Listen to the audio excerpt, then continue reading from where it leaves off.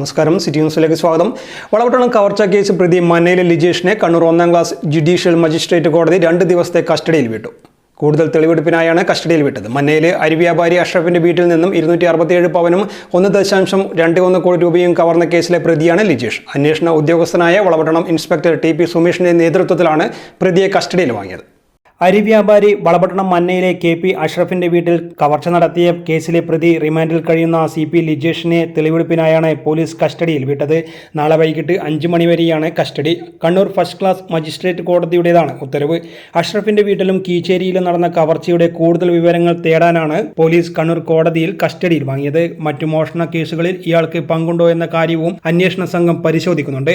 കവർച്ച നടന്ന വീട്ടിലെത്തിച്ച് തെളിവെടുപ്പ് നടത്തും. കഴിഞ്ഞ 1-നാണ് ലിജേഷിനെ റിമാൻഡ് ചെയ്തത്. കവർച്ച മുതൽ സംഭവ സ്ഥലത്ത് നിന്ന് ദൂരേക്ക് പോയിട്ടില്ലെന്ന് പോലീസിന് നേരത്തെ തന്നെ ഉറപ്പുണ്ടായിരുന്നതായി അന്വേഷണ സംഘത്തിന് മനസ്സിലായി. ആദ്യഘട്ടം മുതൽ അയൽവാസിയായ ലിജീഷ് സംശയ നിഴലിലുമായിരുന്നു. അന്വേഷണം രാജ്യമൊട്ടാകെ വലവിരിച്ച് ഉള്ളതായിരുന്നുവെങ്കിലും പോലീസ് കൂടുതൽ ശ്രദ്ധ കേന്ദ്രീകരിച്ചത് സമീപവാസികളിൽ തന്നെയായിരുന്നു. തുടർന്നാണ് ലിജീഷിലേക്ക് അന്വേഷണം ചുരുക്കിയത്. News desk, city news. കൂടുതൽ വാർത്തകൾ അറിയാൻ സിറ്റി ചാനൽ വാട്സ്ആപ്പ് ഗ്രൂപ്പിൽ ജോയിൻ ചെയ്യുക. ഒപ്പം യൂട്യൂബ് ചാനൽ സന്ദർശിക്കുക. വാർത്തകളുടെ അവസാനിക്കുന്നില്ല. മറ്റൊരു വാർത്തയുമായി വീണ്ടും കാണാം. നമസ്കാരം.